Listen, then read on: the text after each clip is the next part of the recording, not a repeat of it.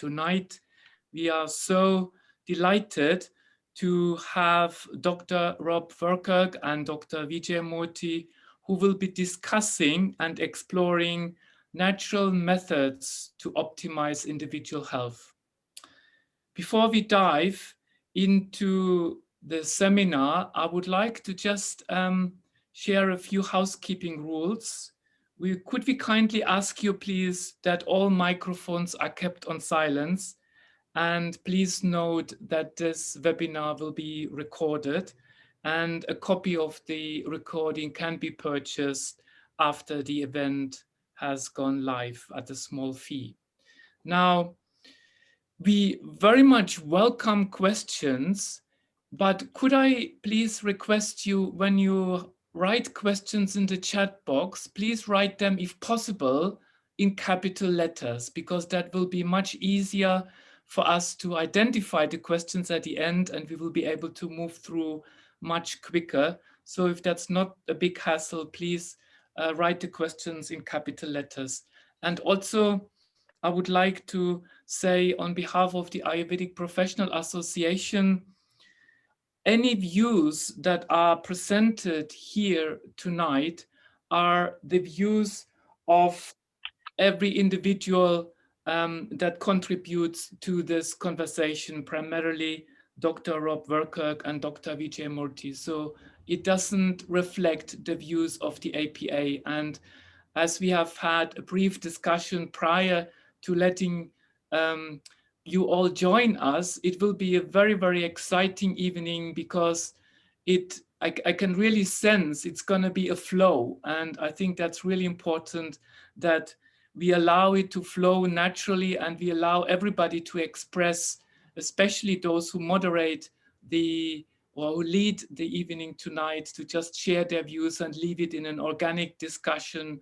So I just wanted to share these aspects with you before we start. Now, let me just give you a brief introduction into Dr. Professor Robert Verkerk.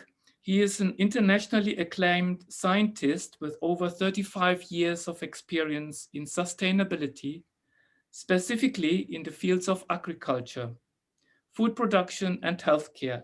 He has a master's and doctorate degree from the Imperial College in London, where he continued his research for a further 7 years as a postdoctoral research fellow. In 2002, he founded the Alliance for Natural Health International, whose mission of love nature, live naturally covers a diverse range of natural health issues and its sustainability.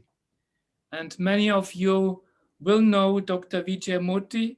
Dr. Vijay Murthy, amongst many of his qualifications and degrees, he is a Bachelor of Naturopathy, Master in Surgery, Bachelors of Ayurvedic Medicine and Surgery. He has got a degree in Public Health and a PhD, and is an Ayurvedic doctor and naturopath, providing complementary healthcare by integrating his vast clinical and research experience. After 9 years of training in Ayurveda, alongside medical science at medical teaching hospitals from Bangalore University, Dr. Vijay worked in private practice, hospitals, communities, and herbal manufacturing, later becoming academic and research leader at the leading natural therapies college in New Zealand. His master's in public health from the University of Auckland and PhD in Australia on women's use of complementary and alternative medicine, combined with continuous clinical practice, has fine-tuned Dr. Vijay's practicing methods. So a very warm welcome to Dr. Rob Verkerk and Dr. Vijay Murthy. Thank you. Thank you, Thomas.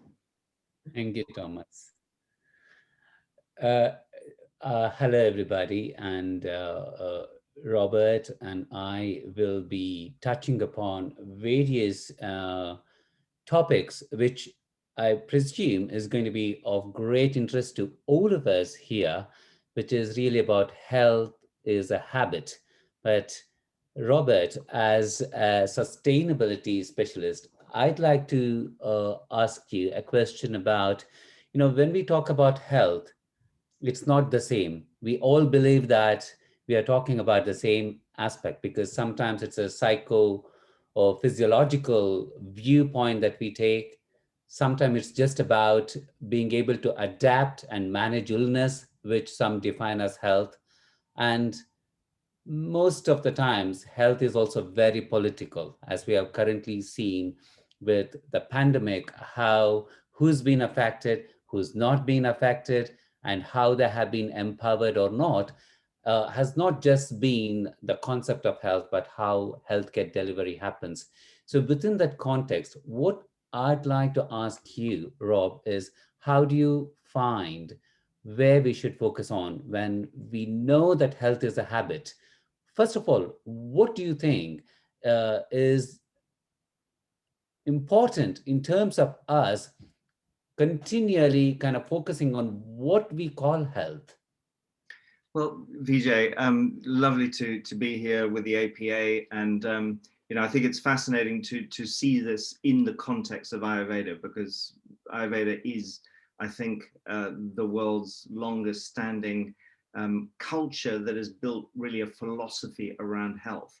And the difference between having a philosophy around health has to be seen in the context of where we've gone in the West, which is how you build a system around disease. So strangely, in the West, when we think of health, most people think of disease and they think of disease management. So right now we're in the middle of a pandemic, and we know a lot. We get the data every day on hospitalizations and deaths from people, but we know precious little about all the people who are over the age of 65 or 75 who've had COVID and bounced back.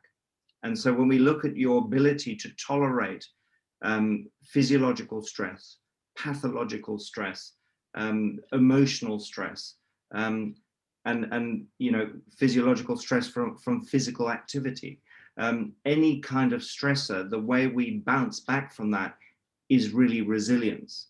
And there's an increased recognition now that we need to translate, when we look at the flip side of disease and look at health and be honest about looking at health, we're really looking at what is our level of resilience. So for me, that is the major transformation that we need to see if we're truly to get cohorts of healthy people through particularly the current pandemic, that in many respects has been like a mirror, providing a reflection on people who have multiple comorbidities, who are not healthy. And we've understood a great deal about them. It is a huge opportunity now for us to say, well, let's understand what it is about people who are healthy. So an example would be, for example, the very fact that children by and large have scraped through this pandemic with very few, relatively speaking, negative responses to infection. They don't actually get infected very often. If they do, they have very low viral loads.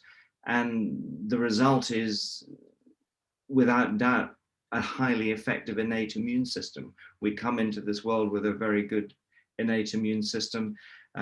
Over time, we lose that resilience within our immune system. We call it immunosenescence. And in many ways, we should be thinking a lot more about how do we make more people have the same kind of resilience as a young person. Even as a 40 or a 50-year-old, there's an awful lot that you can do through healthy habits, healthy lifestyle. And you will notice that when you look at a disease-centric system like Public Health England in the UK or the National Health Service, this is an alien concept for them because they are disease focused.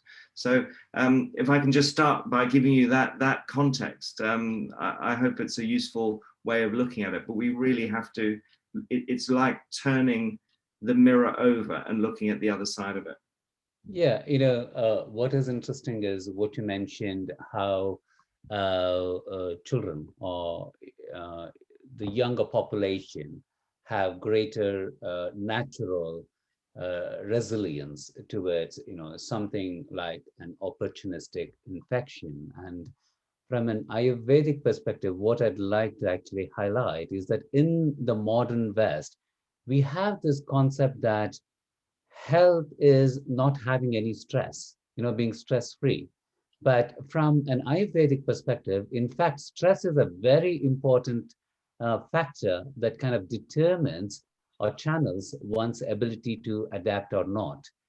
The utopia that we have of what is healthy living, healthy habits, particularly in our modern Western environment, is that we eat fantastic, beautiful, organic food. We have an amazing environment where everything looks beautiful and serene, and nothing is stressful, and every breath is refreshing. And like it's great baths and amazing therapies and beautiful aromas. And on one hand, what I'd also like to demystify is that health cannot be achieved, even from an Ayurvedic perspective, by moving away from stress, by just kind of chasing well-being as a romantic idea. But in fact, stress is very important, and that's what gives us the opportunity to become healthy, whether it is physiological stress, psychological stress, or even social stress. And what I'd like to discuss, Robert, with you is from a public health and sustainability perspective, can all of us as individuals, I'm not talking about equity and equality, which are very important, but as individuals, can we be healthy and inculcate healthy habits within the resources that we have, whether it is psychological, social, or even financial? Look, absolutely. I think neither of us would be here if that wasn't the case. Just as I've said, when we look at health, that we have to really look at what it is to be healthy rather than it is what to be diseased. When we look at stress, we also have to look at really the stress response. What happens in a situation in which you can suffer from various triggers, moderators for disease, is you can have a negative stress response. So if you imagine in a very busy work environment, you will have a group of people, some of them will thrive off the stress, exactly the same kind of stress, because they have a positive response to that stress. They're very motivated and very driven by it.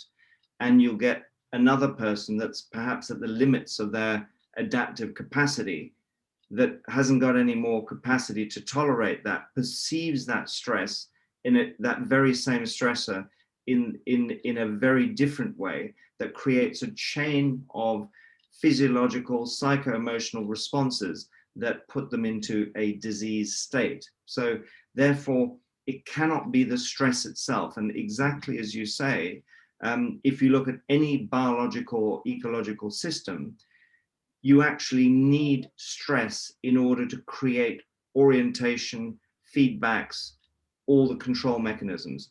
Imagine the scenario you painted at the outset of living in a blissful environment with zero stress. Actually, if you take that to its full conclusion, you would imagine a bunch of, pretty fat and lazy people lying about, being fed grapes as they were in Roman times, doing absolutely nothing with their lives at all, never engaging in anything stress, getting very, very unhealthy, and ultimately very, very bored.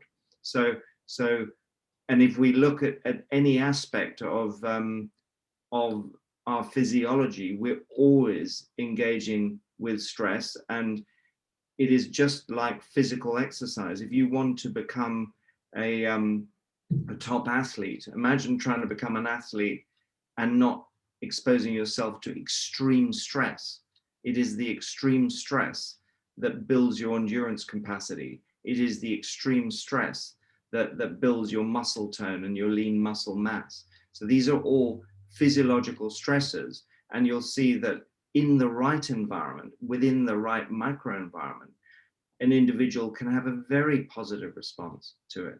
That same individual can push it too far, reach the edge of their adaptive capacity, and start going downhill because they're not giving themselves sufficient opportunity. So, I think when we start to look at system health, which is what Ayurveda does and what all holistic systems of medicine do, we start to realize that eating food is a stressor. The body goes through an immunological response every time you put food into it, because it's got to determine whether this stuff is going to have a bunch of bad bugs on it, that it's got to mount an immune response.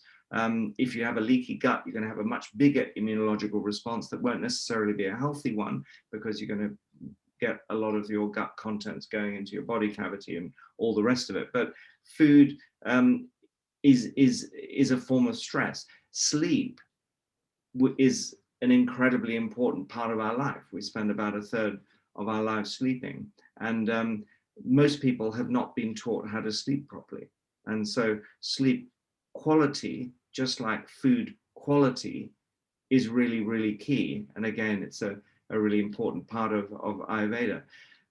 Finding psycho-emotional health, peace of mind, is something that we're incredibly bad at doing within Western societies. And again, it's has to become integrated into life. So if you have a philosophy built around health as you do in Ayurveda, you can see how for example, meditation can become a key part of that. And you can also see, certainly, I was, I think for 9 years, the international coordinator for the World Ayurveda Congress. And my travels around India, I would hear over and over again from the professors there that I was talking to saying, please, can you stop the dismantling of our culture in your part of the world? And the idea that sort of elements of panchakarma get taken out and get put in a sort of, a wellness resort, and that, the yoga gets done in a gym with people who are pumping iron in the next room, and that herbal medicine is seen as something that's discrete from the diet. All this segmentation means that it's very difficult to establish some of these really important habits and understand what it is to have peace of mind. And the fourth area that really we all incorporate one way or another is movement, physical movement, which is why we have to be active every time we move. Every time we move even an arm, we break maybe 5,000 capillaries. So the repair process have got to be ongoing. Stress, and obviously finding ways of moving in ways that are good for us, and also avoiding ways of not moving, such as sitting in chairs, that are bad for us. Really, really important. And we have so much to learn, and a bunch of this stuff doesn't cost any money. So this is another extraordinary aspect about where we are with healthcare. Everyone assumes the problem is a lack of money, whereas the fourth things I've just talked to you about are about behavior change more than anything else, individualization, cultural sensitivity. These are all things that are doable, and they cannot come from public health policy if it's going to be one size fits all. Yeah, I think, I totally agree. And to contextualize that, even in Ayurveda, it's always been emphasized that uh, the purpose of life is not seeking health, but by seeking health, you can fulfill your purpose. And what we often find in modern healthcare is that a non-participatory model where I can give you an example. Like yesterday, I had a patient who is 80 plus, has been depressed or has been diagnosed with depression for a long time, and because of COVID is even more depressed, and had done well, not responding very well. So went and saw a psychiatric consultant, and the psychiatric consultant said exactly what an Ayurvedic practitioner would say is, look, I'm not a magician, and the medicine that I'm giving you is only going to help you, but you need to bring something to the table. You need to stay positive, and you need to have a purpose when you wake up in the morning. And I think, uh, uh, this is something that we need to keep reiterating, that by just being healthy, we're not going to be well, or just by seeking wellness, we are not going to actually be happy unless there is a purpose. And Right. and that's exactly what you're also talking about, Rob, is when there is a purpose, and when we understand the context, we kind of start to see that our resilience builds. What's interesting is what you just mentioned about how food is also a stressor. I mean, in fact, probably the most important stressor, I would say. Yeah. um, and I mean, literally, and also biochemically, that it is. In Ayurveda, let's talk about Panchakarma. See, Panchakarma, nothing about Panchakarma is natural. It is really about really stressing your physiological system to bring about, to produce, to excrete, to have this reflex, which is not natural. But again, here again, in the right context, in the right hands, in the right environment, when the body is pushed through such a physiological stress, it gets the opportunity to actually rebuild itself. I mean, there are lots of interesting experiments, not around Panchakarma, but these swimmers who go and swim in these extreme cold waters, like when they dive into this extreme cold water, all their glutathione will become engaged, and it gets used up because there is free radical activity and this as antioxidants. And then what they've noticed is, in the next day, the body tries and produces more and more of glutathione, which is the most important antioxidant. So unless we put our body into a state of stress, but with the right context and purpose in a good environment, it's not possible for us to actually create that resilience. Exactly. That's exactly the same kind of response as the response to exercise. So when you exercise, you actually damage muscle fibers. So if you suffer DOMS, delayed onset muscle soreness, that is the result of muscle damage. And what is the body's response? It's a compensation response. So these are the feedback systems. So absolutely, the stressor is, and as long as it's moving in the right direction, and again, like any stressor, there can be too much of it as well. And different individuals have different levels of tolerance. Some of that is genetic, some of it is the result of gene environment interactions. And this is again where healthcare, particularly when it's done from the top down in public health, is not good at understanding the huge variation between individual responses. So we all respond differently. And again, once people have a better understanding of what health is, so that they can understand better their response. I, for example, am pretty chemically sensitive. So I can't be in a room if someone's going to use acetone, nail polish remover. If I stay in a room for any period of time, more than a minute, I will get a blinding headache that will be with me for the rest of the day. And I happen to live in a household with one wife and two daughters these days, and so every now and then it is a reality, and they know the problem that I have around chemicals, and so we have to work around each other. But that kind of individualization doesn't happen when it's a public health message that says you've got to eat in this way. And before we came on, we talked about the Mediterranean diet. The Mediterranean diet is the most widely recommended diet, particularly in Western cultures, and it is recommended to people from all kinds of ethnicities, simply because it is the most well-studied diet in the world. It does not mean it is the best diet for people of particular backgrounds. And of course, the other part of it is that there are huge changes going on all the time to these so-called dietary types. You know, if you look at the nature of olive oil, for example, would be a good example. Olive oil varies hugely. If you buy a highly processed cheap olive oil, some of which is often mixed with other seed oils, it's still got olive oil written on the front of the plastic bottle that's leaching phthalates into the oil. It's a very different beast to you know, a cold pressed oil that you've actually got from southern Italy or Greece. And this is where, you know, there's a lot more that people can do. And I'm glad to see, you know, there is a shift in this understanding of provenance and quality. So there are people now who will go into a Lidl or an Aldi and realize that actually, if I look at the boxes of some of that stuff selling in the middle aisles of Lidl, it's come from a local farm. It's a bit wonky.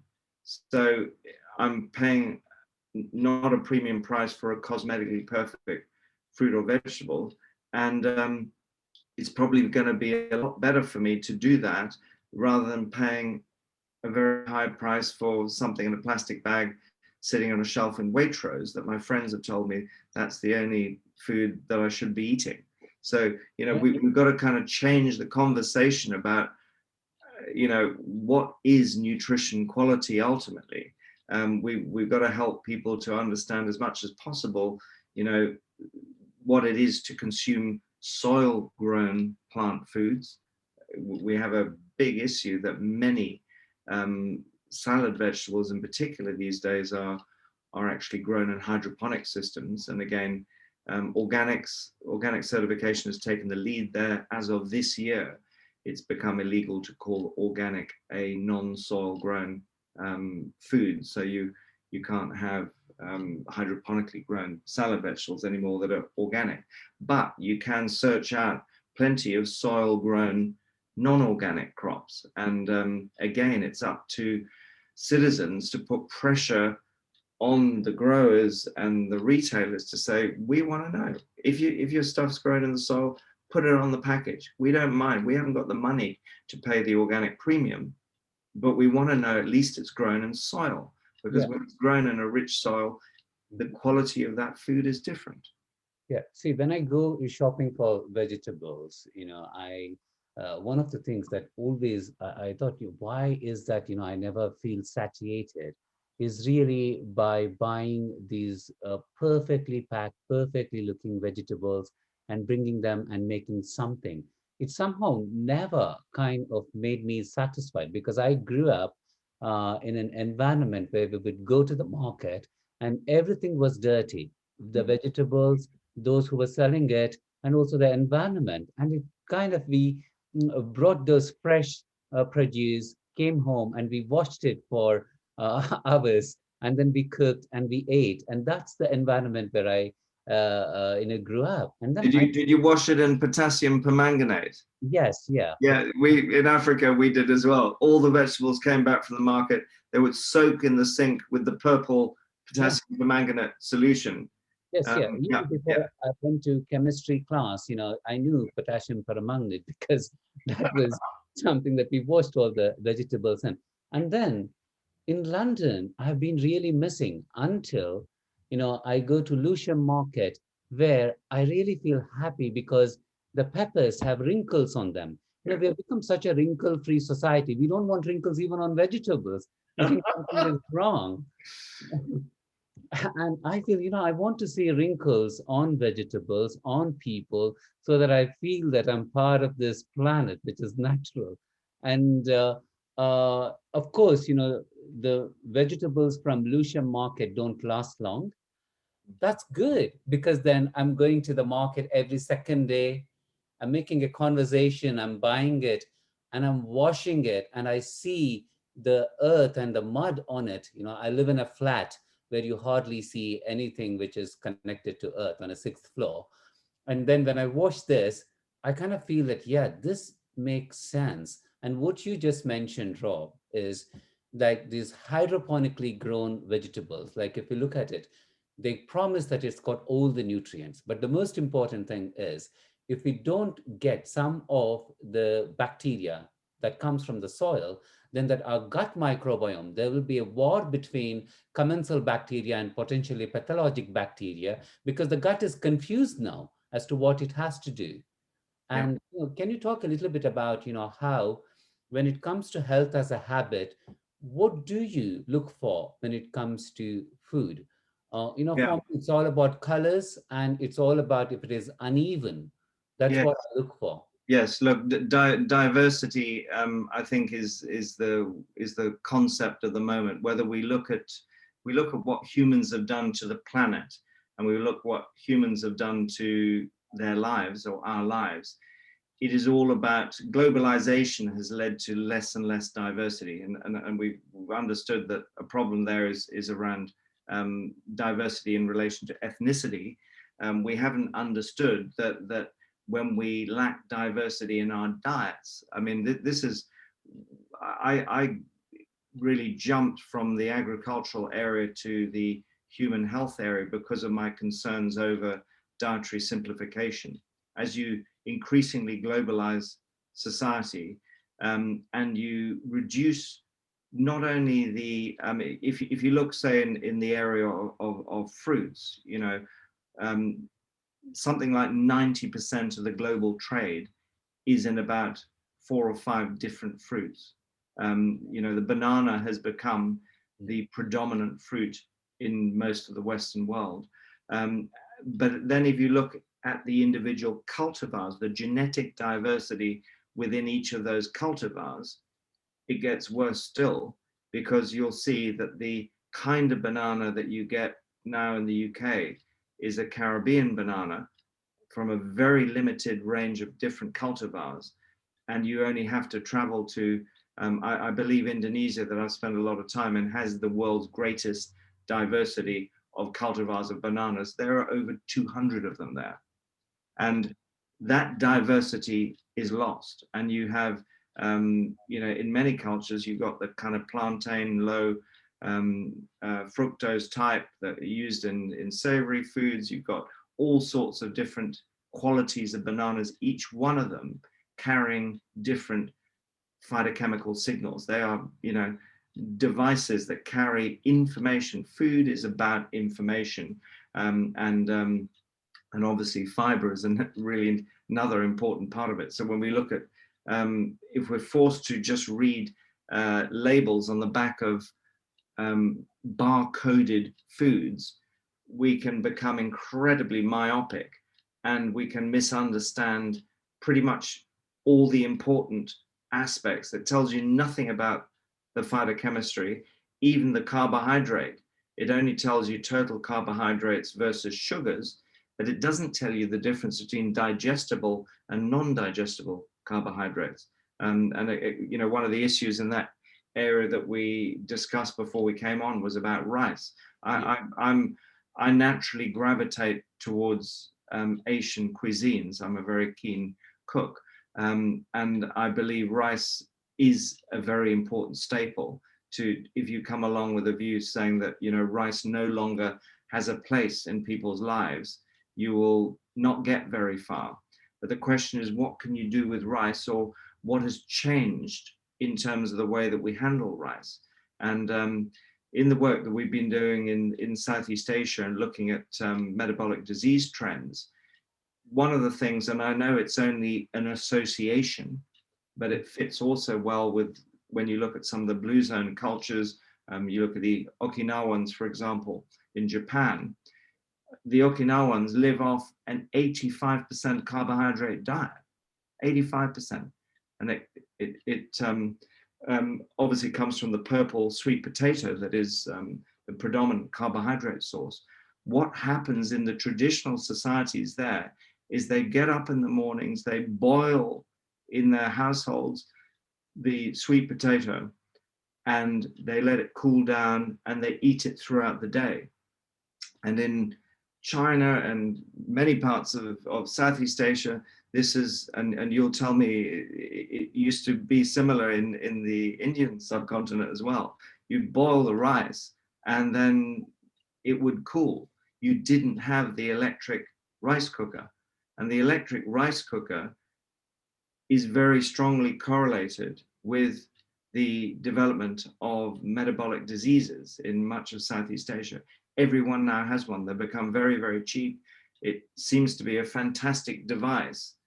And, you know, we did a training with 100 doctors a couple of years ago in Kuala Lumpur. And the doctors there had not been educated to the fact that the, you know, blood sugar response and insulin response from eating rice out of a rice cooker is entirely different from the blood sugar response that occurs from rice that's being cooked in the morning, allowed to cool, and then maybe is tossed into a wok just before you eat it, because the latter is very rich in resistant starch, and that resistant starch has a profound effect on the gut microflora.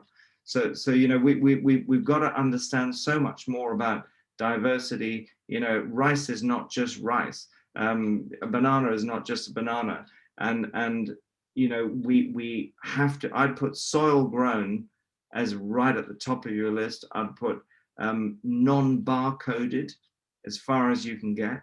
Non-barcoded food. Forget that nutrition information, and yet the food industry and public health is saying spend your life reading these silly nutrition information labels.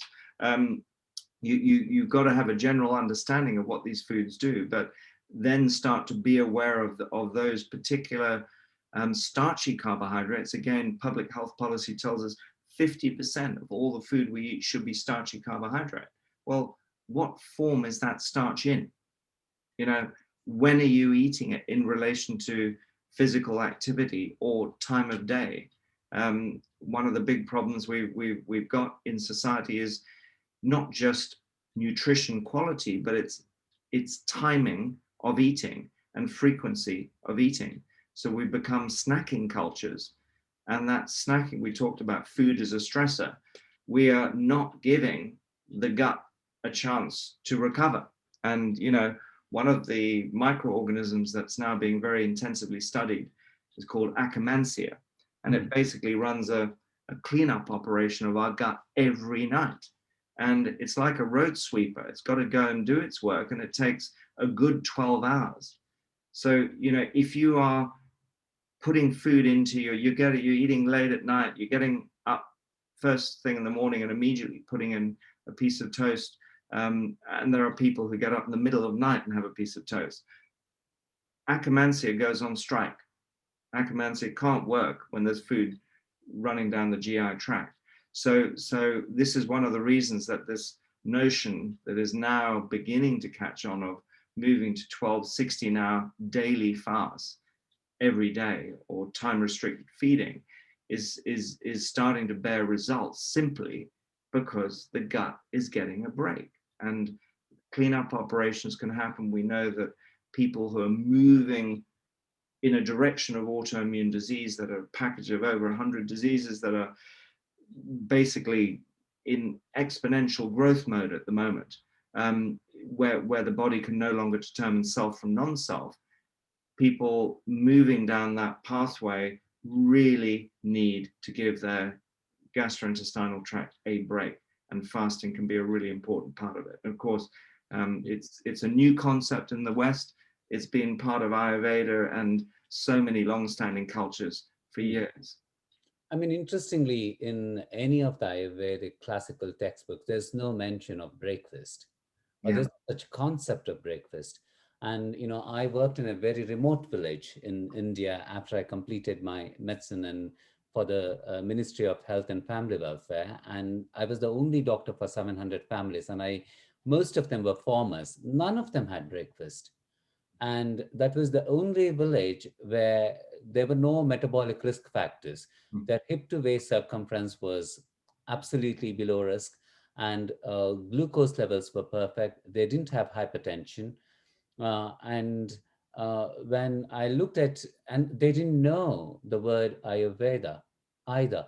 You know, it's very interesting that they would come and say to me that, you know, I've had enough of being injected so many times for my bronchitis and asthma. Can you give me some dust? because their concept of Ayurveda was an Ayurvedic practitioner would give them some powder, which is like basically for them, it was dust.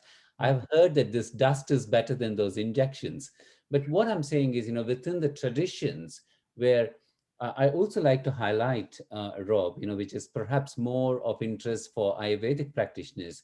The very Western modern interpretation of Ayurveda is a very Brahminical, upper class Indian concept of how they live, where they have domestic help, they are highly privileged uh, to live a certain lifestyle. And that's what is being promoted.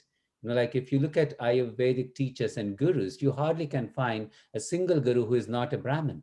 Mm. Yeah. And unfortunately, we bring our healthy habits from our upbringing, and we kind of align them with the textbooks or the knowledge that we study. But if we really closely look at the cultures and traditions, we realize that you don't need huge amount of time, you don't need huge amount of money to form healthy habits. Exactly. And that's the most important thing, is because many times I'm also intimidated when I see some of my friends kitchen cupboards, that everything looks so pretty, and everything is with the letters F and M, and I'm here like kind of going to Lucia Market trying to buy stuff of Lucia Market. And I think, am I doing something which is unhealthy? But I know for sure that food preparation is even more important than the kinds of food that we choose. For instance, rice, it's a fantastic topic, because the way how we learn cooking rice in the West is that, one part of basmati rice, two parts of water, and then, put it on a stove on moderate heat. When it starts to, kind of water starts to boil and evaporate, it starts to form those holes, then switch off the heat and cover it with a lid. And then in about 10 minutes, it becomes beautiful rice. But actually, to be very honest, scientifically, it can have lots of arsenic in it, because that's not the way to cook rice. Secondly, traditionally in India, my mom would not know how to cook rice with one part of rice and two parts of water. She would burn it, or she would just kind of say, that's not how it's done. In traditional cultures where they cook rice, they soak rice for a few hours, so they can, and then they wash it, and then they usually use old grain which is stored, as opposed to new grains. And then at least about 6 parts of water is added, and it's cooked, and then it is kind of sieved, and then that is used as rice, which is so different from the quality of one part of basmati to two part of rice. And scientifically, if you do the traditional way, you're almost getting rid of any possible arsenic deposit that gets into rice. Even when it comes to spinach, like, yeah, we can think I'm getting this bag of organic spinach, I'm just opening it and I'm slightly sauteing it, and then I'm having it. If our gut health is not all right, if we are oxalate intolerant, or if there are high oxalates because we eat spinach every day from the same supermarket, the same breakfast every day, then that again would lead to gut health issues. And I think variety, what you mentioned, is so important. I would say try a new vegetable or try a new food every now and then, because that will add to the variety. And I feel that if you're eating the same breakfast, same lunch, same dinner, day in and day out, whether it's because of habit or convenience or because we believe it's healthy, it's a bit like watching the same Netflix series every day. Yeah. And it can become a bit boring. Not only that, like, to give the gut the opportunity to develop that kind of resilience, as gut is the first line of defense, is really to choose foods from a large variety. Yeah. Rob, I'd like to ask, can you give us an update about, COVID? We have gone through that roller coaster. First, it was not understanding the disease, then a little bit of understanding the disease, then came the vaccine. And what are the updates that you can give about? Well, I can for sure, as long as I can just say something on legumes and lectins first. Okay. Sure. But just because in Asian cooking, also in vegan vegetarian cooking, legumes are such an important part of our diets. And fascinating thing, I've picked up lots of Ayurvedic cookbooks in my travels in India, and again, the traditional dals are often slow cooked for several hours, 6-8 hours. When you look at the scientific analysis of lectins, the, if you like, natural pesticides that exist within many foods, but they're particularly rich in lectins. I don't know if anyone has ever felt, if you eat something like Japanese edamame, soya beans that are just lightly steamed with some salt on, you eat a plate of those, you can actually feel some digestive discomfort, even some pain. That is the lectins.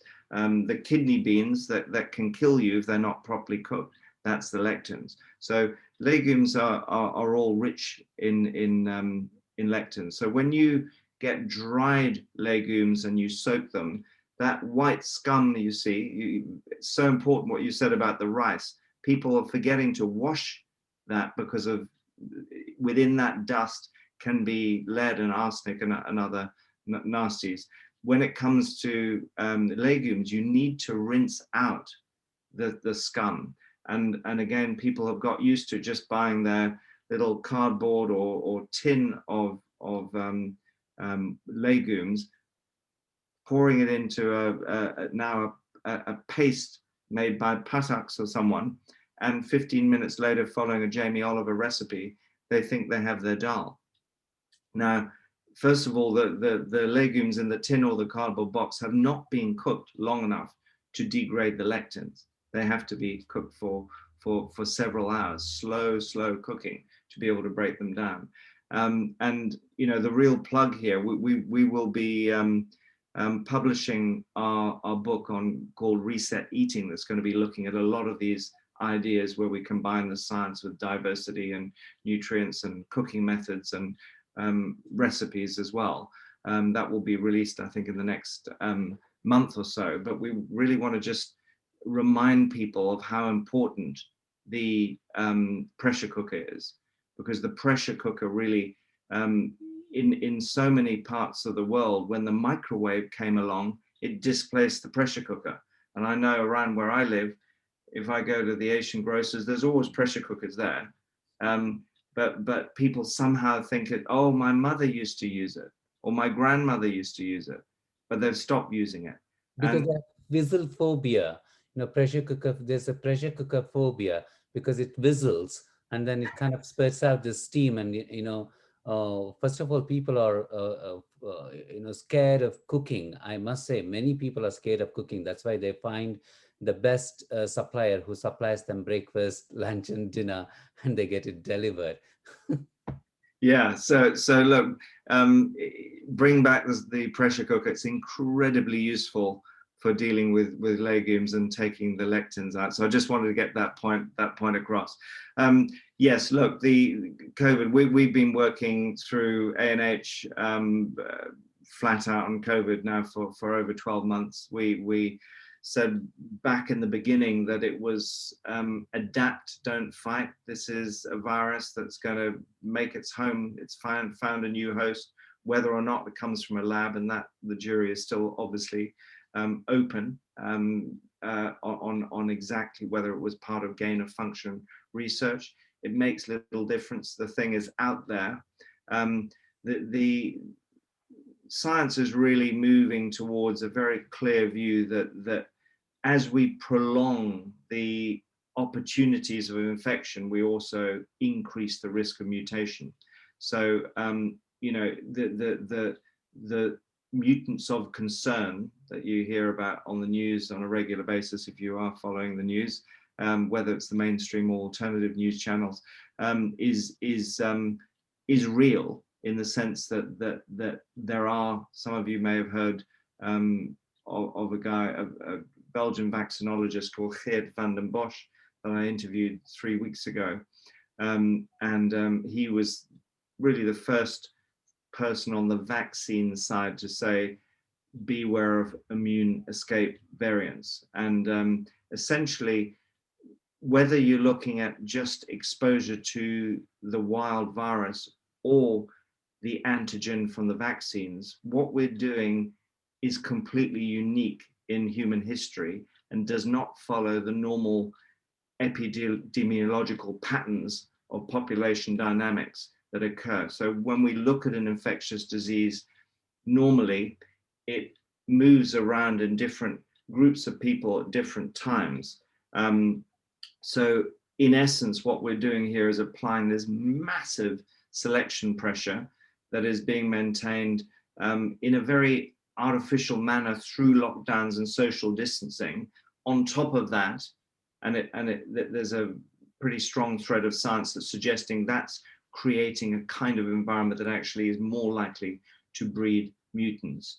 The specific mutants of concern that are now becoming more and more common, the South African strain, the UK strain, and the Brazilian strain.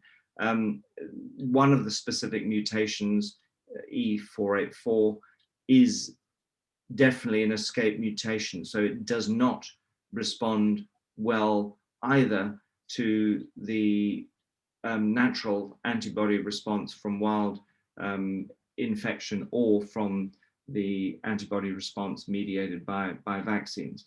So if you look at the most recent UK modeling studies that have come out of Imperial Warwick and the London Hospital of Tropical Diseases, all scenarios, and I mean, a lot of people are very down on modeling. You've got to be cautious about modeling, but it is actually the only way of trying to predict what's going to happen in the future as well.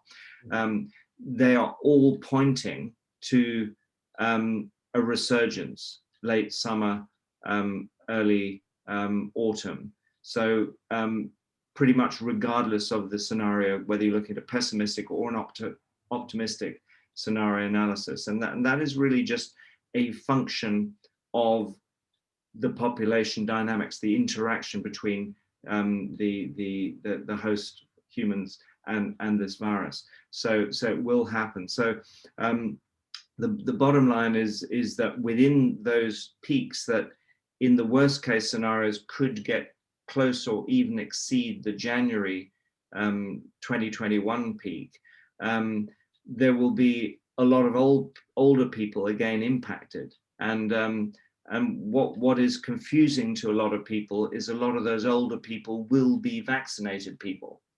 And it's very easy for people to say, well, that means the vaccines don't work. No, the models have incorporated 94% to 85% effectiveness, which they've got from the drug companies, from the vaccine makers.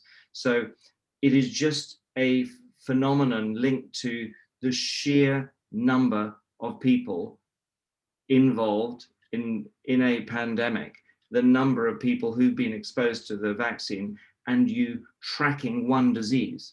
And of course, you know, if we chose to track, we over the last 15, 20 years, we've seen this massive evolution of development of molecular sequencing technologies. So we can, you know, find this virus. If you look at common cold, for example, 25% of all common colds are from unknown viruses. There's a group of rhinoviruses that probably contribute to the majority, and probably around 20% of them are caused by 2 different coronaviruses. But we don't track them specifically. If we tracked every single case of infection of influenza during the season, we would start to see patterns that are not that dissimilar from the cycles that we're seeing now. So the point I'm really making is that we are in a kind of cyclical relationship between ourselves. I'm an ecologist by background,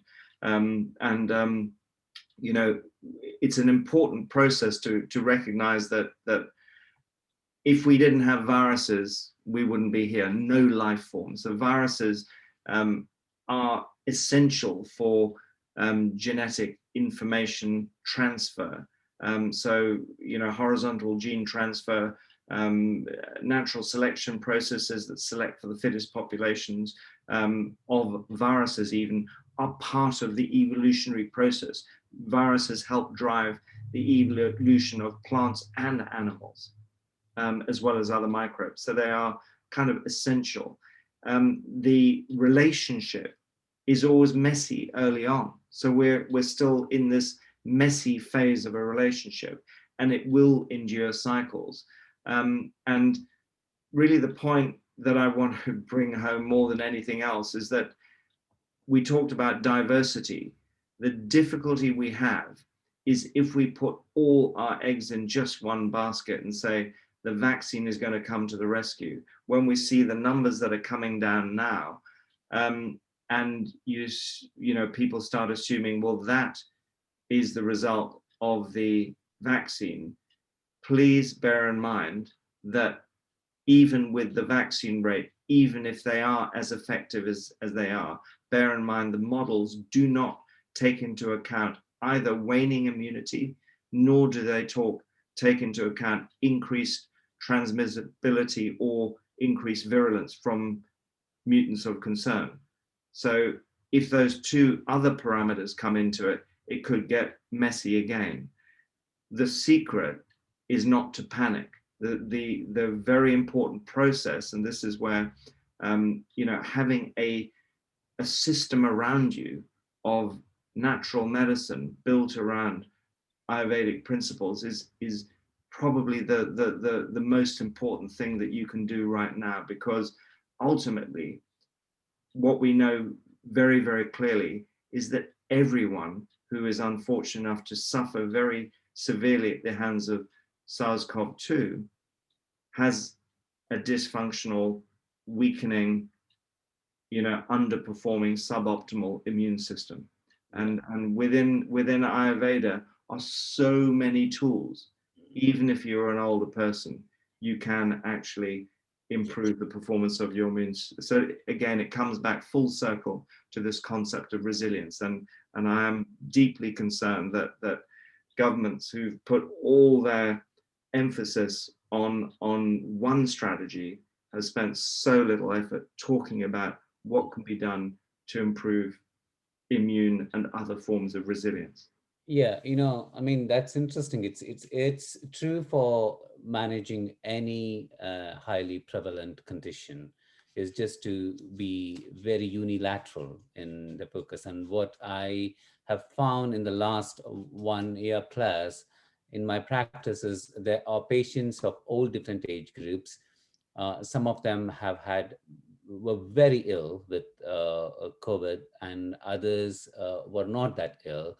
Many have received vaccination, and some are deciding on or yet to. But the two key things that were determinants of how well they adapted to or recovered are, one is their food. Like if they had healthy eating habits, they seem to have far greater resilience. And second is really mental resilience. Like if they were mentally and emotionally strong, then even when they were very ill, they have come through it, even at advanced ages, in a miraculous way. And I think, that's where the Ayurvedic concept, Ayurveda says there are only two things that can really improve our ojas, essentially. One is Agni, which is we can broadly relate to the gut microbiome and the immune the immune response that's initiated and happens in the gut. And secondly, sattva, which is how our mind is, that kind of equanimity, and to be able to look at everything as temporary, and everything is going to pass one day, and everything is nature's way of finding its own balance. I mean, while we operate from the idea of such a belief, like, okay, everything is going to be fine, or mental resilience, sattva and food, Ayurveda does not say that you should not take responsibility for your health. you have to take individual responsibility for health. I mean, I also, would like to, at this stage, the College of Medicine is offering a 8-week free Ayurveda courses around building immunity through food. And this I mean, we have done now 6 weeks, but anybody can join at any stage, and it's going to be repeated in the second and third cohort. And the main thing, there, what we are also looking at is, it's really about how to prepare food, how to understand food, how to the art of soaking, the art of cooking. Like my grandmother would always say, I always would ask her, like, how is that your food is so tasty and you're so healthy? And she would say, it's the soaking. Yeah. Soak everything. She would soak everything. Like, even if we kind of got that concept, she would, my mom was a full-time teacher, and then she would cook everything in the morning, but she would say in the evening, her planning was all about what are the various things that I need to soak for tomorrow. Yeah. Then in the morning, she would cook everything and she would pack. And to be honest, for me, when I moved to New Zealand, I was quite surprised that people really have this habit of eating warm, everything warm. And I mean, not necessarily they prepared the food warm, they just ate, warmed up the food, Yeah. by putting it in the oven or the microwave. Whereas the way my mom taught me was that I prepare everything in the morning, and you're going to eat it in the afternoon and for supper, and you're not going to reheat it. To be honest, like, I never, but when I really look at the Ayurvedic teachings, they say you need to always eat fresh and warm food. And I think about it, that's a very, that's a certain class of Indians who have cooks, servants who are going to make everything fresh and serve. So, what's very important for us, even within the Ayurvedic context, to understand is that uh, we should not take certain uh, caste and class habits of Ayurvedic practice as authentic Ayurveda. We really need to kind of look at it as how different traditions or different cultures, even within India and Southeast Asia, where they have incorporated these Ayurvedic principles, how they live. And it's really basic, simple living, common sense, and being very resilient, and putting your thought into how to prepare food. That kind of makes me, uh, in a way, confident that whether it comes to modern way of healthy living concepts or Ayurvedic way of healthy living, it's simple and it's achievable. Absolutely. Yeah. I mean, I think there is a lot of opportunity for guidance. I'm so glad you're doing the work at College of Medicine. Has there been a good turnout? Yes, yeah. A lot of people who are not linked to Ayurveda have started to. It is a health promotion program, so it's not a referral program where GPs would refer, but then GPs can promote this. And also, it's by self-selection, so anybody can actually go and choose the course, and then they can, yeah, participate, and it's evidence informed, both Ayurvedic and scientific, and it's 8 weeks. You get all the handouts, and I'm hoping that, like, creating this sense, as you say, Rob, is that not to panic. We have all the resources, not necessarily all the resources, but we have enough resources to be healthy. Should we choose to believe that body has the ability to adapt through these stresses? Yeah, And then, panic is actually the most troublesome response in relation. Once you set up a fight and flight response, I think that's one of the reasons we have so much, collateral damage from people's stress, negative stress or stress response that they've been enduring.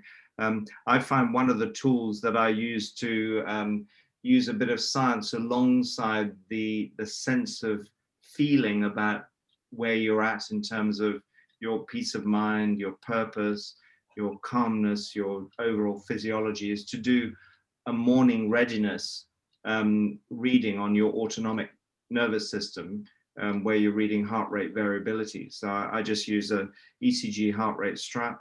I use Elite HRV, the app, and then I do a 4-minute reading as soon as I wake up.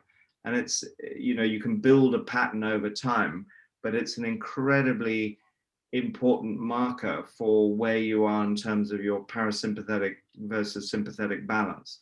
And so on a day that I see that I'm haven't necessarily managed because I've got a huge amount on and I've got deadlines and I've got, no, I'm going to have to be up late doing shows or whatever, I'll see that I'm in a more of a sympathetic place, and that will be a day that I'll say, do you know what, if I'm taking physical exercise or I'm riding my bike to work or whatever, I'm just going to keep the pace down. I will take a gentle ride in. On a day when I know I'm properly recovered and relaxed and I'm deep in parasympathetic, I'll say, I'm going to kill it on my bike today. I'm really going to go for it. And, you know, that's just about understanding your body. And the amazing thing is when you incorporate some of this ancient knowledge together with some of the modern tools, you really can get the best of both worlds. But it's not stuff you're going to learn from your GP. You're not going to learn it at nutrition college. I mean, the problem is all these various forms of healthcare are so siloed. They're so individual.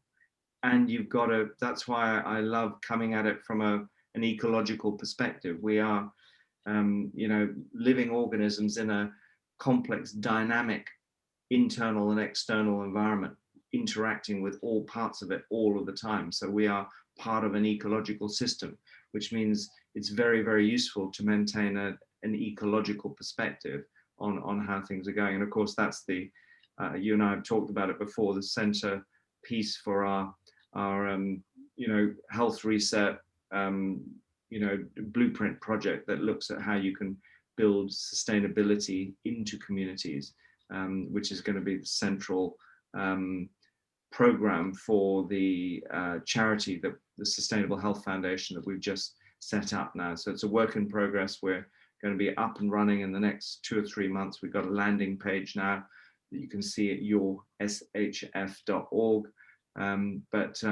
Yes, we've got to come into this sort of post-COVID environment with very much on a sort of solution-based agenda that helps also to help narrow the huge health inequalities that are created by the pandemic. Yeah, I mean, Well, sorry, please forgive me, you two. It's so exciting, but time flies. That's what usually happens when we have fun. It's highly interesting. It's already 7:10, and we have got quite a few questions. Could I kindly ask that we maybe move over to the question section? Is that absolutely. okay with you two? We were waiting for you to come in, Thomas. Now, the first question. Could you please talk more about the quality of sleep and how you can improve your sleep, both from an Ayurvedic and Western perspective? And what do you mean, Rob, by saying that we are not taught to sleep properly? Okay, let's divide this up. Vijay, do you want to give the Ayurvedic perspective and I will give the Western scientific side of it? Sure, yeah. See, from an Ayurvedic perspective, you know, not every individual needs the same amount of sleep. This is something to be recognized because from a more Western perspective, we kind of think of, oh, okay, all adults need about 6 to 8 hours of sleep. But, and from an Ayurvedic perspective, okay, sleep is during night times instead of, you know, sleeping during daytimes. However, if you can't sleep during nighttime, then you can nap during daytime, but in a relatively empty stomach, not actually having eaten. And also, Ayurvedic traditions are more like, you know, it's better to wake up when the light breaks and then to do a little bit of physical activity and then come back and rest later if you are somebody who really doesn't have enough energy, if you haven't slept well. Yeah, that would be the Ayurvedic concept. And Rob. Okay, from a sort of Western concept and looking at the research, I'll just take you through a series of sort of, if you like, golden rules. One of them is to have eaten preferably as long as 3 hours before nighttime sleep. A second one would try and sleep by following approximately the diurnal circadian rhythms. So when it's night, you sleep. It's why shift workers can be have their whole chronology completely and utterly mixed up. Another one is sleep hygiene, to ensure that you are not being triggered by electronic media, blue light, close to the time of bedtime, and generally that should be about an hour before bedtime. Another golden rule would be to sleep as far as possible in complete darkness, so having blackout curtains, no night light, and that's related to the pineal gland and the production of melatonin during sleep. The other thing is to be adequately hydrated before sleep, and it's very dependent on the individual, but not so hydrated that you have to get up in the middle of the night and go to the loo, unless you are suffering from a weaker bladder or prostate hypertrophy, for example. And then, as much as possible, try and wake up naturally, so that when you are, you do wake up, if you do set, what I tend to do is I set an alarm clock, but it's a kind of safety step, and I try not to hear it, and I try and wake up before it, but it's there so I don't have to panic, oh my God, I might miss my meeting in the morning or whatever. So I set an alarm clock. Another golden rule is try and make sure that you've got Wi-Fi systems out of the equation. So you certainly don't have anything that's electronic close to you at night that's interfering with your sleep patterns, that's emitting RF frequency of electromagnetic radiation. I'd also say that there's some pretty interesting evidence emerging on the way in which metal bed frames and metal springs and mattresses can act as antennae for EMFs. So moving to, say, a memory foam mattress on a wooden frame can have a profound impact on people. Making sure that you, if you have any sensitivity to dust mites, that you have dust mite covers on your, so you don't, if you are experiencing any respiratory issues or allergic type reactions, those are things that you need to look for. So, I mean, I've just sort of talked through a few of them, and that's what I mean is that most kids don't learn about any of those things when they're growing up. I mean, you find so many people who've got lights on and they've got their mobile phones on all night and they're eating late at night, and these things can make a profound difference to your sleep quality. And I agree with you completely. The science of it suggests that hardly anyone benefits from long-term more than 9 hours sleep a day. In fact, there's some nice research showing that people who customarily sleep more than 9 hours have shorter lifespans and more disease. And it may be because they don't have enough motivation and purpose, and there's a whole range of other confounding factors that are interfering with them. They're the lazy people we talked about at the beginning. Yes, those are some of the key factors. Thank you. Thank you both. Sue? Okay, I'm going to combine a couple here, if I may. So we were talking before we came on about the difference between health and disease, and also stresses that are needed. And Val's asked, surely being healthy and well is our natural state. So I was wondering if you could bring in the idea of the stresses that are needed.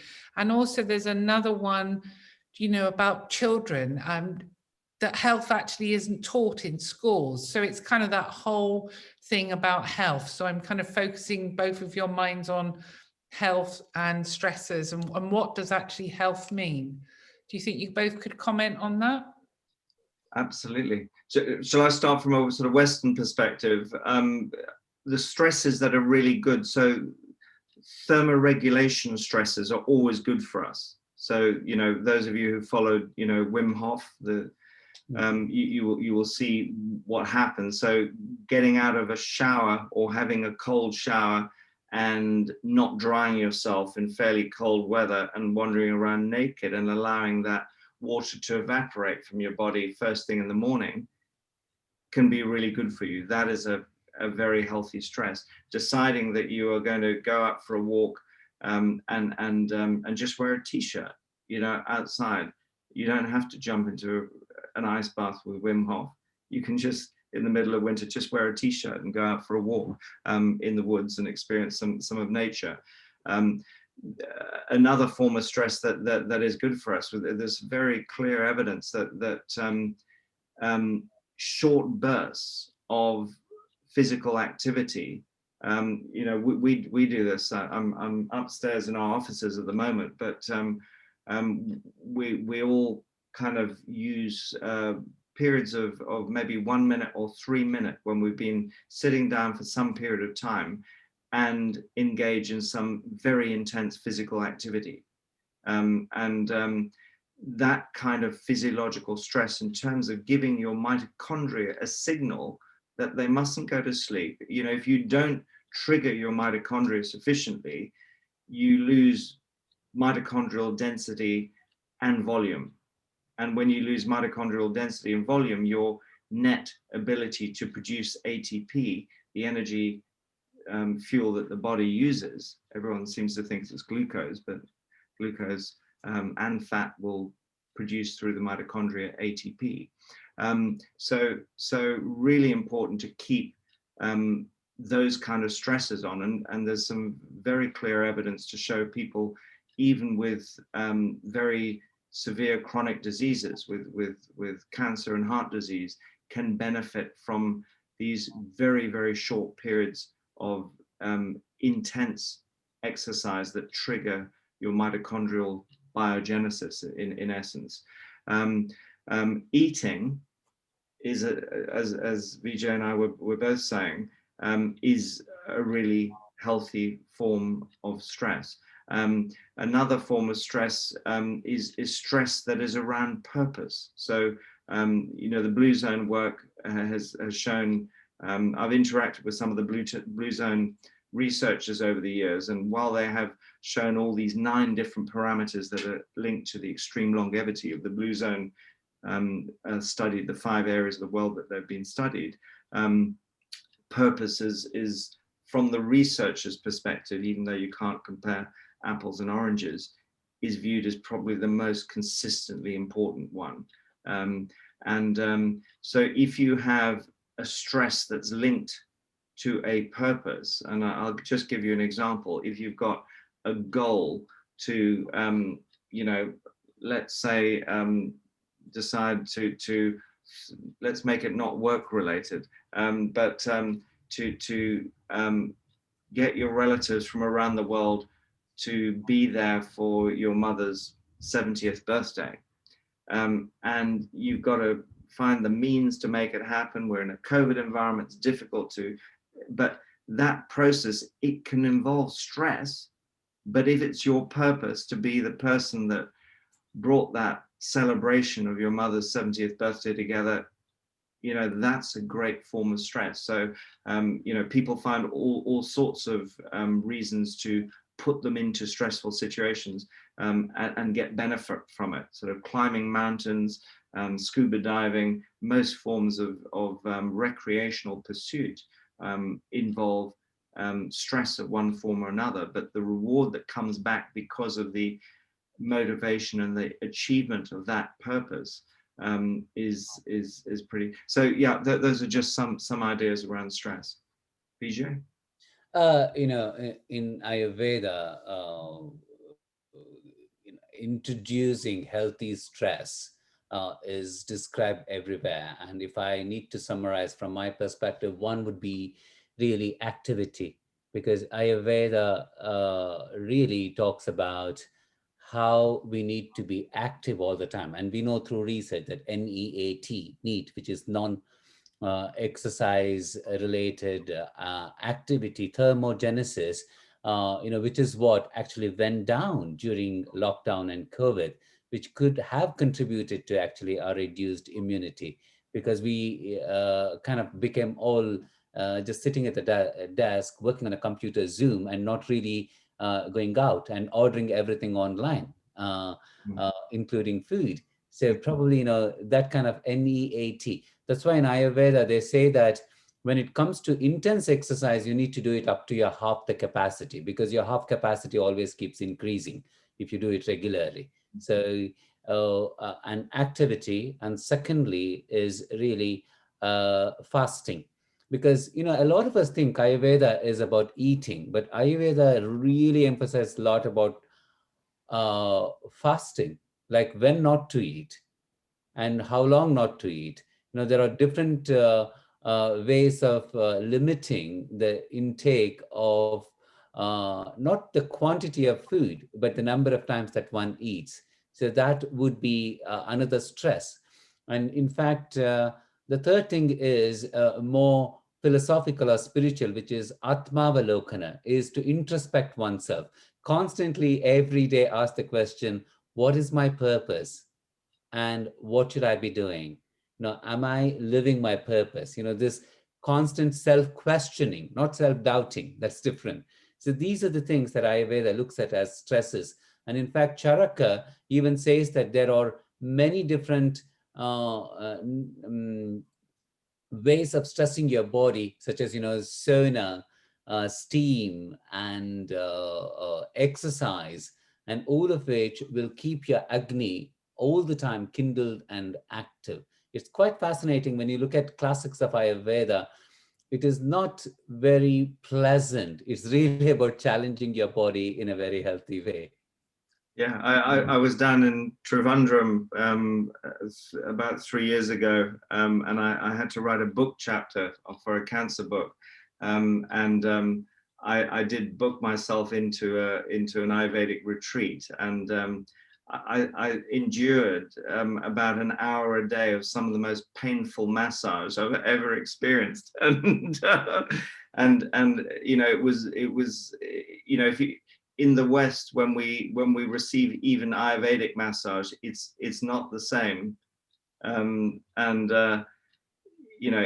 it's that whole stress process, even through massage, and I felt unbelievable. I mean, I was able to actually have only about 4 hours sleep a night. That's all I seemed to need, because I was having probably in total 3 hours in the Ayurvedic spa every day.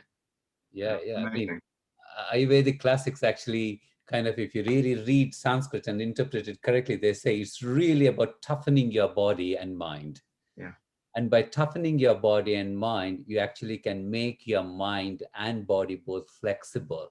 And if you make it very rigid and soft, then it breaks. So that's the whole concept. So really, the whole concept of introducing healthy stress into our everyday life is part and parcel of Ayurvedic lifestyle. It is incredible how close. I mean, the Western model, and obviously I've had a lifetime of being close to Ayurveda, but I've followed the Western tack and the Western science, but it is amazing how similar it is, and I'm always amazed at how the science eventually catches up with Ayurveda. It's not the other way around. Yeah, homeostasis, HORMISIS, homeostasis is, what, you were talking about, Rob, like how when you take up some of these challenges, actually you come out making your body and mind even more functional and even more efficient. Yeah. Great. Okay, next question. What's your definition and the role of community health in the years to come? So role and definition of community health. Okay, so community health from our point of view is where you translate the current focus on disease to what we call salutogenesis, health creation, health regeneration, so that you see it as a lifetime activity, not something you do when the vehicle, if you like, breaks down on the side of the road. So it becomes entirely proactive and not reactive. So the kind of disease management we do within the structures of what we call healthcare, that's really disease management, is really reactive. We live our lives until something goes wrong. We break our leg, or we get cancer, heart disease, or gastric reflux, whatever it is that brings us to the physician, and then we try and fix it. And that's a bit like saying, well, let's get rid of garages that do annual servicing for cars, and we'll only have smash repair, car repair places. Wait till you smash the car, keep driving it until it breaks down, and then you get someone to really do a full engine rebuild and, repair the panels. So health and communities is where we change also, because if you're focusing on health, you need a whole different range of metrics that measure health, because at the moment we use disease metrics to measure health, but that's no good, because when the disease metrics start flashing lights on the dashboard, you're already in disease, you're no longer in health. So you need to have a new language that is built around metrics which tell us about function, because function is the important manifestation of behavior, gene environment interactions. If something is working well, and if systems and interactions are working well, they have good function.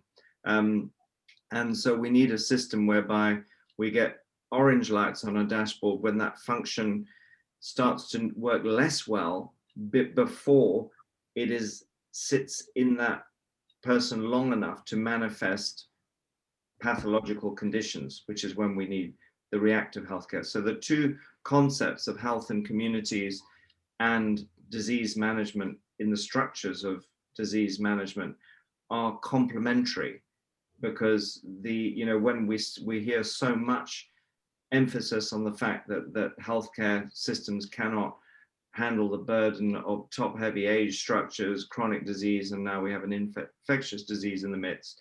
Well, the solution is to try and take the pressure off that by having salutogenesis, proactive health management, and that really is the blueprint system we've been working on. In fact, the College of Medicine are likely to be prime partners as we roll more of this out. We had a great interaction with Michael Dixon on it, who's followed our work on this for over a decade. But we're also have great interest in it in other parts of the world. So it is a collaborative effort, but it's been right at the center of our work on how you apply sustainability to healthcare. We've done it in agriculture, we've done it in energy, we've done it in tourism, we've done it in forestry, almost every other facet. We have not done it in healthcare, and it's now, I think, is the perfect time to do it because of the pickle we're in as we emerge from COVID. Great. Vijay, would you like to add anything? No, nothing to add. Okay. Can I ask another question then? But there's lots of things on the rice coming up and the pressure cooker. So one of the things I've noticed is someone says their husband works as a scientist, and if you use a pressure cooker, then you're destroying the molecules. So would regular cooking pots be better? So they're talking about the type that's been used, traditionally cooking pots. So Vijay, I suppose you can talk from that, but there seems to be a lot of chat about pressure cookers, really. Which one should you use them? So anybody got any opinions on pressure cookers?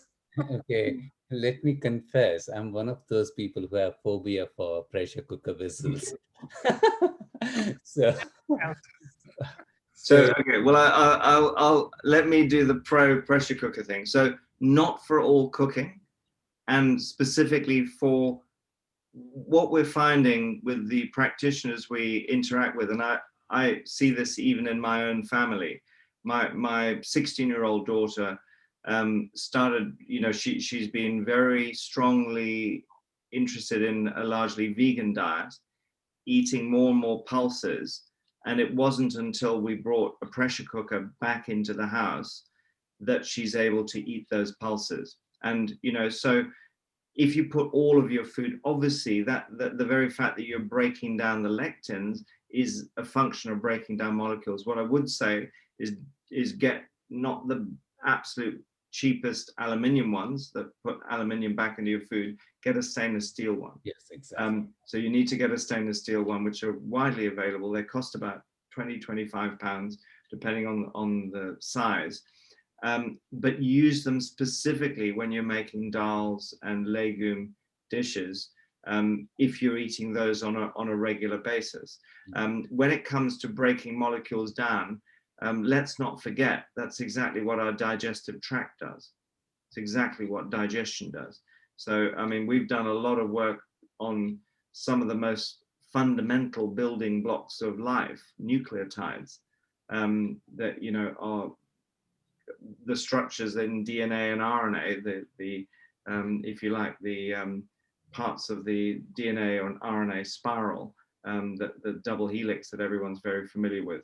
I mean, they are, again, essential for life. And our body is desperately in need of these basic building blocks so that it can build new cells. And in fact, a shortage of nucleotides that we tend to get from fermented foods that are also enzymatically broken down. So a pressure cooker, all it's doing is breaking down with heat.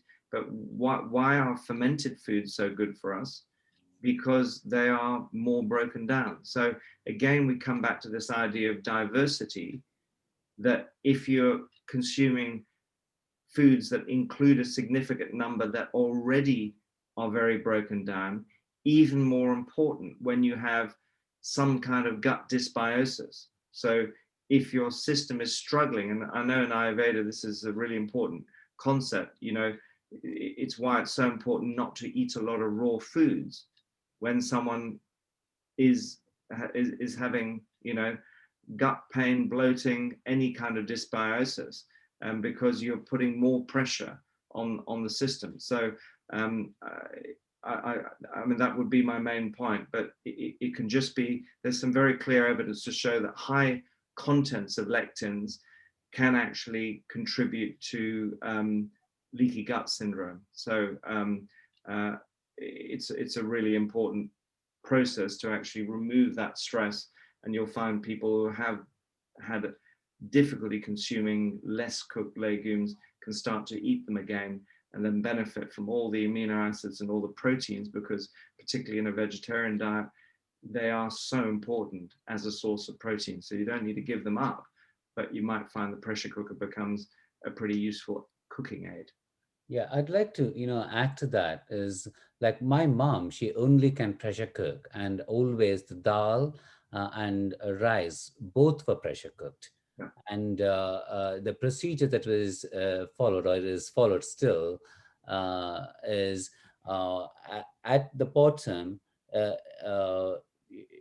by soaking it in lots of water, but also adding always chili powder or cayenne pepper, and a little bit of salt and turmeric, and just a dollop of tamarind, and then to cook it. And in fact, in one of the food research institute called FTRI in South India, in Mysore, they found that those who pressure cook dal in that particular way with this method, and then they used, they had far less chances of colon cancer as well.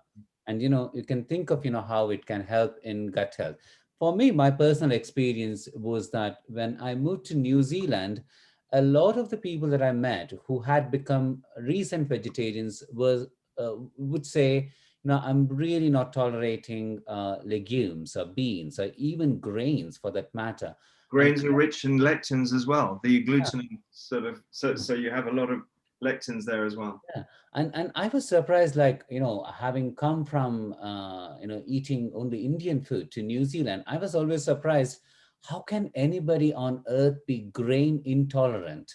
But only later I realized that I myself became grain intolerant because I didn't take the pressure cooker from India because of my phobia. And then so I never had grain intolerance or legume intolerance when my mom cooked. And now I can think that, it's the pressure cooking which breaks down all of that.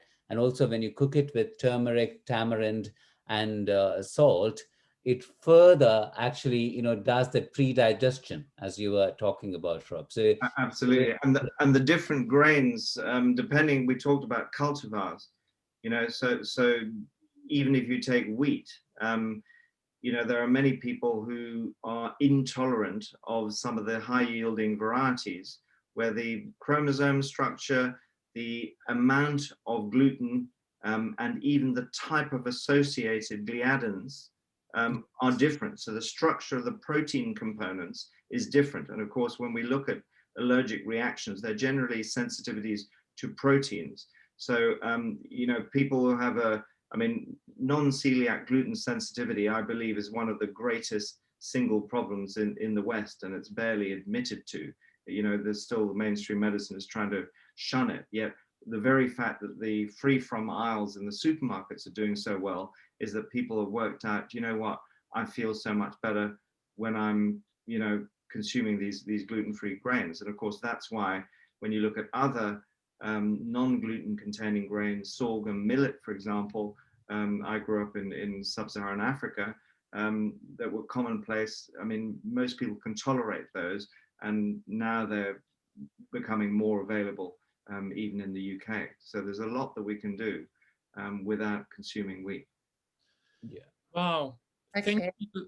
Sue, sorry. I was just going to say, well, it's been a really interesting evening, hasn't it, Thomas? We've had lots of questions. One lady has just finishing on the pressure cooker. I think Adriana I saw there. She says she's happy to do a pressure cooker workshop. So if people are feeling that they can't embrace that, then look in the chat box for Adriana, because she's going to do a pressure cooker workshop. We're going to put a poll up in a minute from, so just don't be alarmed at the screen. Yep, there it goes. We can't see faces. Thomas, you've gone. Yeah, okay, that's all right.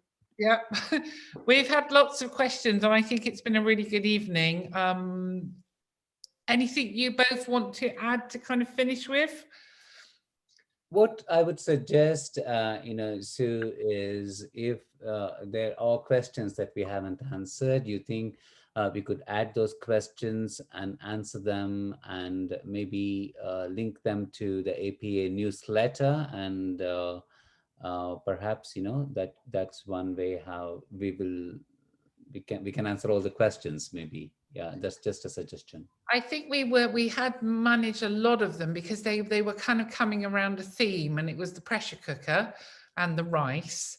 And then it was the kind of like, well, what is health then? And I know before you were both talking about health and stressors, and we were looking at that kind of thing. So lots have been answered. And the way that this was structured this evening, it was much more free flowing than we've had other webinars, and I think it's worked really well. So again, we're very interested in the poll, and you two, you were just jumped into it, no real thing. How do you both feel? Do is there anything you both like to add before we finish? Well, if I can just throw in, I think it is really an incredibly important time for different cultures to come together, and to understand that essentially what we see in the global response to the pandemic at the moment is really a Western approach. I mean, China is very involved in it, but they're using Western technology and a Western approach. This concept of having a single silver bullet that is going to magically make it all go away is a pipe dream. And it is a really important opportunity, I think, for people to reflect on the cultures. You know, we've actually been looking very closely at what's happening in India with, because there's, you may know that there's a double mutant floating around in India at the moment that's increasing in number. So it could be substituted out, you know, the error code could just be written out through the substitution with new mutations, but it isn't, so it's gaining traction. Is the Indian government very, very worried about it, given that the vaccination rate is going to be much lower?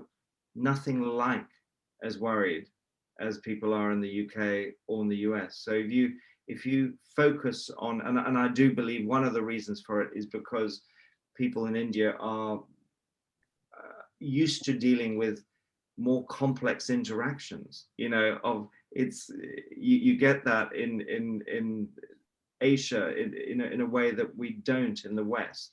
You know, there is noise, vitality, food is central, social community is central to life.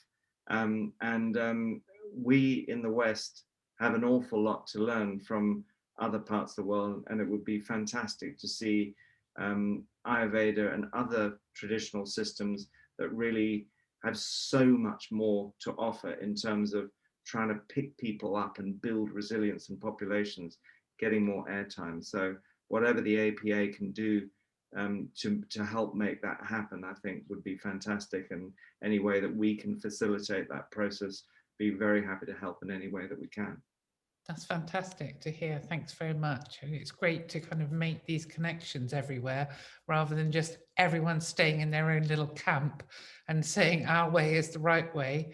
And like Vijay said, the Mediterranean diet may be great if you can afford it and if you're in the right country. And I know I lived in Spain, and you buy stuff in the market and it's seasonal and everything's great, but it's not so easy to do here. And I live in a rural community, but farmers markets, you know, I don't know what people imagine when they're coming to the West Country, but you try and find something that's been actually grown locally. It's quite hard. And I'm near Totnes, so, you know, there is a problem that we've got to look at for the whole of how we eat and what we eat. One last question that keeps coming up that someone says I haven't asked here is, they were talking about electrical cookers. What are your views on electrical cookers? I'm trying to see it in the chat box. So I'm not quite sure what they mean by an electrical cooker, but I mean, what I understand from that is two things. One is the heat source element of it, and perhaps the second aspect of it is the EMF side of it. Yeah, I wonder if they mean like the electrical food processors, you know, so I mean, the kind of electrical cooker that I don't believe has a place in any household is a microwave oven. But I see no problem with using electricity as a heat source from a health point of view. One of the main issues in relation to EMFs are both the proximity to the body, which we have in relation to cell phones. We have also the strength of signals, and actually a base station of a landline is one of the strongest signals you can get. It's equivalent to having a telephone mast 250 meters from your front door. Mobile, the most important thing is during recovery at night. You know, sleep is all about recovery, and so that's the time when you really want to turn off those signals and not amplify them through metal beds and metal springs and mattresses. I don't see a problem. I personally use gas because I like, you know, what you see is what you get. Every time I'm on an electric cooker, I can't control it in the same way that I can a flame, but I'm old-fashioned like that. I think it may have been more around the electrical grinders.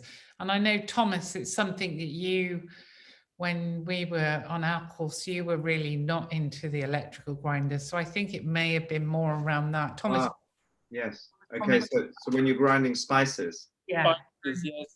It's basically the heat, the electrical grinders, which heats up the spices, which destroy the nutrients in the spices. Yeah, so that I think the problem with grinding, this is why it's really important to try and get as many unground spices as possible. Many of the volatiles are lost. So if you use a mechanical grinder, you lose a lot of the volatiles. So grinding with a mortar and pestle, obviously when we put spices in heat, in ghee or oil or whatever, we're again losing some of that. But if you obviously if you put it in immediately, a lot of those volatiles will be captured in the oil. So that's one of the advantages there. But definitely powdered. I mean, I have a huge problem with the culinary spice trade as it has become. Sourcing healthy. I'm sure you've got someone in your listeners. If you can do pressure cooker workshops, I'm sure you can do spice workshops. But there are spices that have a use by date that runs for 24 months, selling in supermarkets, where the spices were harvested 10 years ago, and then they've been subjected to ionizing radiation. And you wonder why you go into a market in India and you buy spices fresh, why they taste so different. They are chemically incredibly different and nutritionally very, very different. Next Tuesday evening, the session from the College of Medicine Ayurveda is on spices. I'll be presenting it, and it's on spices and how to use spices to improve immunity. So if you or others you think would benefit from that, yes, yeah, exactly. It's very interesting how we take great pride in cold pressed virgin olive oil, but when it comes to spices, many say, yeah, I do use curry powder from Tesco. And it's not quite the same using curry powder. Is that enough? Probably not. Right. And what I'd like to say, Sue, is that it's so important for ourselves to remind that innovation is not a new thing. It's happened for thousands of years, and every society had to be innovative to adapt, to survive, to thrive. But then, we have this concept in our modern minds that much like our smartphones, we always need to replace the old one with a new model. But I think it's really about seeing that Ayurveda 5,000 years ago, or any other traditions, Greek or other traditions, they've always been innovative. And then to integrate all those innovative wisdom into how we can become healthy today is much more important than thinking that everything which is old is we need to be doubtful about it, that we need to really be suspicious about what is old. I think one thing I have learned, having been influenced by Eastern tradition, is that in the Eastern tradition, anything which is old and people who are older have the highest amount of respect.